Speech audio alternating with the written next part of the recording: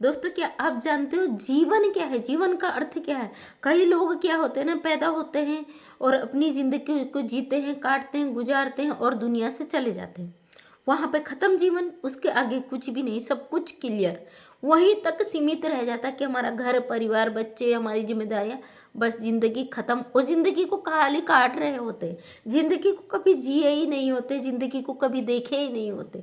कई लोगों को देखती मैं, इतने लालच में जीते, उनको पैसा पैसा हाई पैसा तमाम चीजें करते हैं, लेकिन अचानक से कई लोगों के साथ ऐसे हादसे हो जाते हैं कि वो सब कुछ वहीं का वहीं रह जाता और वो दुनिया से चले जाते हैं। उनके पीठ पीछे आगे पीछे जो होते हैं वो खाने पीने वाले होते ही हैं उनके अपने, उनके लिए सब कुछ ठीक कर जाते हैं।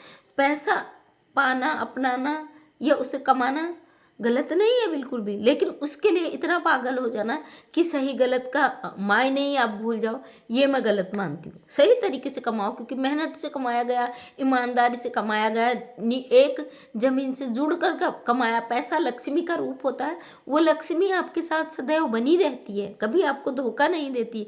लेकिन धोखा, फरेब, झूठ की बुनियाद पर जो आप कमाई करते हो ना, आप गलत तरीके से अर्निंग करते हो, उस पर कहीं ना कहीं किसी की हाय, बददुआएं, कष्ट, ये चीजें छुपी होती है। वो कभी भी आपको धोखा दे के जा सकती है। इसलिए अपने जीवन में कभी अगर जाना, जीवन का पहले सही अर्थ को समझिए। क्या है जिंदगी? इस जिंदगी को आप जीते हो, पलते हो, बलते हो, वहीं पे चला जाता है। अरे इस जीवन में अगर आपने कुछ एक काम नेक नहीं किया तो जीवन आपका जीवन ही नहीं, ये सार्थक नहीं, निरार्थक बन जाता है। कोई अर्थ नहीं है इस जीवन का जब आप खुद के लिए जीते हो। कभी दूसरों के लिए भी जी के दिखाओ, तब आपको पता चलेगा। हम दिन में क्या करते हैं ना, खाना खाते हैं, डेली अपनी दिनचर्या करते हैं, लेकिन उसके अलावा दूसरा व्यक्ति आता है, उसके लिए हमारे पास टाइम नहीं होता।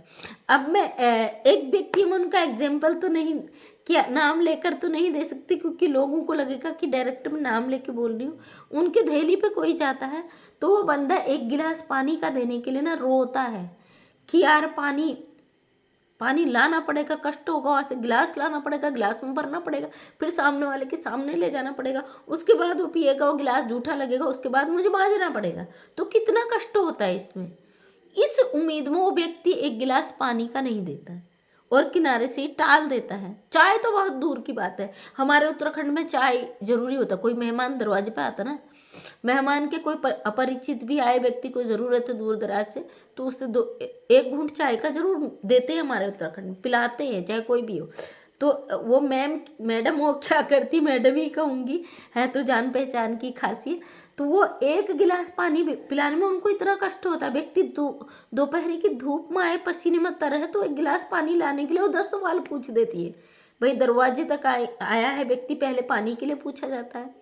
कोई भी हो एनीवे, तो उसको पहले पानी के लिए पूछा जाता है। पता नहीं हम गिलास धोने तक का टेंशन ले रहे हैं, आएगा पिएगा, उसके बाद जूठा लगेगा, हमें धोना पड़ेगा, कष्ट होगा। लेकिन हम ये नहीं सोचते बेचारा धूप में आ रहा, परेशान है, खड़ा है यहाँ पे, हमसे बातें कर रहा है, अपनी बातें शेयर कर रहा है। हो सकता है उसे पानी की ज़रूरत है, उसके शरीर को पानी की ज़रूरत है, और इस कमी की वजह से हो सकता है उसे प्रॉब्लम आ जाए। नहीं, लेकिन हम नहीं सोचते ना दूसरे के लिए, क्योंकि वो दूसरा है। इंसान जब दरवाजे पे आता है, पता नहीं किस रूप में, कहते हैं ना भगवान मिल जाते हैं, और दरवाजे पे आया व्यक्ति एक भगवान स्वरूप होता है।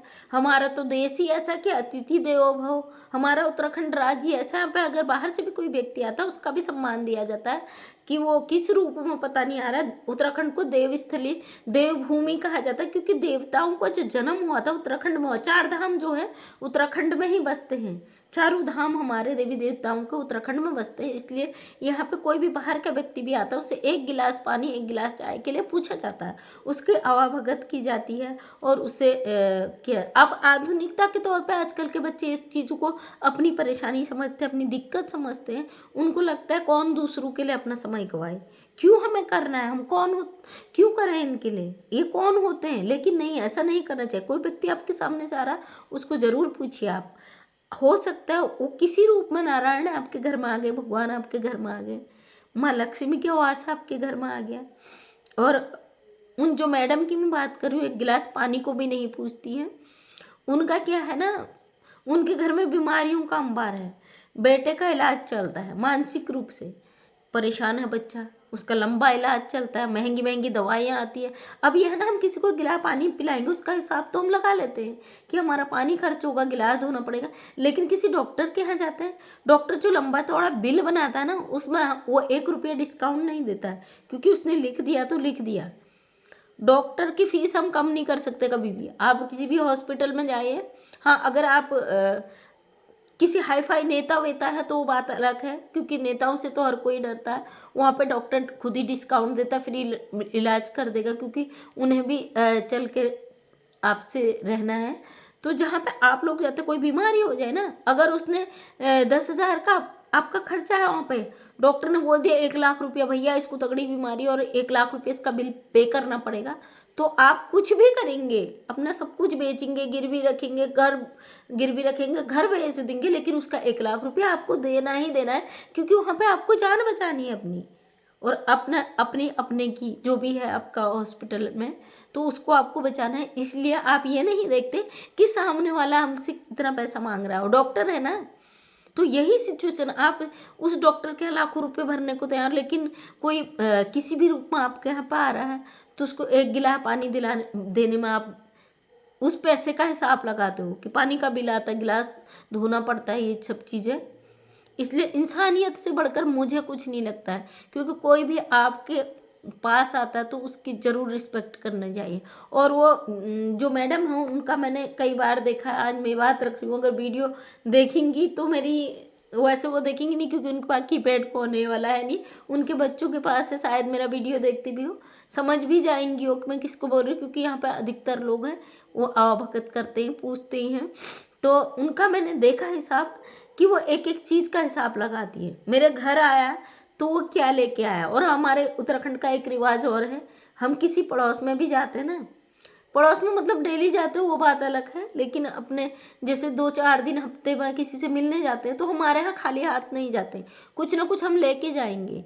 तो व्यक्ति वो सोच लेती है क्या लाया हाथ में, इसके बिस्किट है, मिठाई है, जो भी है उसकी कीमत देख लेंगी। जब वो यार देखा मिठाई का डब्बा फुल फ्लैश लेके गए हैं तो शायद चाय पिला दें, वो पानी पिला दें, लेकिन अगर वो देखेंगे सामने वाला अगर 5-10 रुपये का बिस्किट लेके गया, उसे पानी के लिए भी नहीं पूछेंगी। तो ये चीज़ ना मैंने बहुत से लोग में देखी, और आखिरकार ये भी देखा कि वो हॉस्पिटल का भरपूर भरते हैं बिल।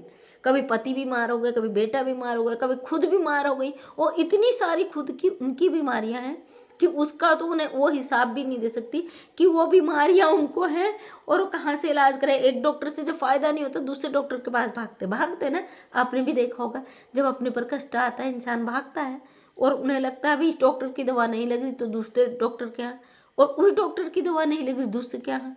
और कहते हैं ना, दवा से ज़्यादा दुआ की ज़रूरत होती। डॉक्टर भी जहाँ पे मरीज व्यक्ति बिल्कुल लास्ट स्टेज में होता, वो भी बोल देता है अब तो भगवान से प्रार्थना कीजिए, क्योंकि डॉक्टर के का अब काम ख़त्म है।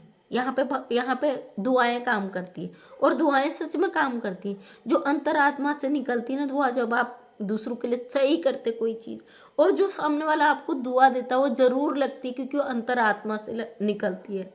और कभी देखा होगा हम किसी के लिए अच्छा करते तो वो दुआएं ज़रूर देता है, भगवान आपका भला करे, आपके लिए आपके बच्चे पले पुले, कई ऐसी मैं चीज़ें देखती हूँ दुआएं देती। वो दुआओं में इतना पावर होता है ना, इतना मैजिक जो कहते हैं जादू होता है कि वो मैग्नेट की तरह आपको खींचता है अपनी तरफ, क्योंकि आप गलत नहीं सोचते किसी के लिए, सही सच रखते हो, सच को परोसते हो, सच दिखाते हो, सच करते हो, और जो अंतरात्मा से सच निकलता उसमें इतना पावर होता है कि वो चुंबक की तरह उस चीज़ को खींचता है। इसलिए हमेशा पॉजिटिव रहें, दूसरों के लिए पॉजिटिव सोच रखें, कभी नकारात्मक ना सोचें, गलत ना बोलें। सामने वाला आपको गलत बोल भी रहा है ना, तो कभी कभी दिल करता है यार हम कुछ नहीं बोले, सामने वाला हमें गलत बोला और हम उसका जवाब दें, बिल्कुल भी ना दें, क्योंकि आप में उसमें कोई अंतर नहीं है अगर आप उसका जवाब पलट कर दें। चुप रहना सबसे बड़ी दवा है। अगर आप चुप रह गए, सामने वाला सोचेगा जरूर यार मैंने इसको ऐसा बोला, इस व्यक्ति ने मुझे जवाब नहीं दिया, आखिर ऐसा क्या था, आखिर ऐसा क्या कारण था। खुद के सवालों में वो उलझ जाएगा कि मैं नहीं बोल रहा हूँ फिर भी मैं इसको इतना बुरा बोल रहा हूँ, फिर भी इसने जवाब नहीं दिया, आखिर ऐसा क्यों। सामने वाला व्यक्ति अगर गलत है, उसके दिमाग में वो भंवर चलने लग जाएगा कि सामने वाले ने क्यों नहीं किया, क्योंकि उसकी सोच में है ना नेगेटिविटी। और अगर आप उसमें घुस तो आप एक जवाब दोगे, 10 जवाब सामने वाला आपको लौटा कर देगा। ये 100% श्योर है। और मेरी परखी हुई चीज़ है, मैंने इन चीज़ों को परखा है। ये चीज़ होता है, सामने वाला अगर नेगेटिव है ना, वो आपको एक चीज़ बोलेगा, अगर आपने जवाब दे दिया 10 बार बोलेगा आपको, फिर आपके पीछे पड़ जाएगा, आपको बिल्कुल कीचड़ में ना घसीटने से लेके दलदल में फंसाने तक का काम करेगा वो। इसलिए सही और गलत का परख कीजिए, अपने दिल की सुनिए, दूसरों के झांसे में ना आए, दूसरों को परखने का जज्बा हिम्मत रखें अपने मन में। सामने वाला आपके लिए क्या सोच रहा है उस चीज़ को सोच समझ के चलें, और कभी धोखा नहीं खाओगे ज़िंदगी में।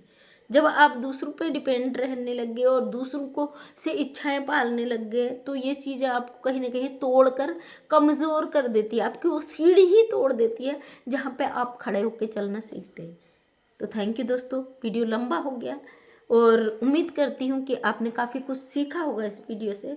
आगे मैं इसी तरीके की वीडियो आपके पास लेके आऊँगी, और डेली सुबह 8 बजे मेरा वीडियो आता है, उस पर अपना प्यार बनाए रखें। नेक्स्ट वीडियो तो अगर आप देखना चाहते हैं, आपने सब्सक्राइब नहीं किया, चैनल को सब्सक्राइब कर लें ताकि मेरे वीडियो का नोटिफिकेशन आप तक पहुँच सके। और वीडियो को लाइक शेयर कमेंट कर देना, हो सकता है मेरा एक वीडियो आपके द्वारा किसी के मदद कर सके। तो थैंक यू सो मच, तहे दिल से धन्यवाद। मैं मंजू विश्वकर्मा, हल्द्वानी उत्तराखंड से एक छोटी सी समाज सेविका हूँ। समाज में एक सही न्यूज़, सही चीज़ का प्रचार कर पाऊँ, उसके लिए आपका सपोर्ट बहुत ज़रूरी है। अपना प्यार बनाए रखिए। थैंक यू सो मच, तहे दिल से धन्यवाद।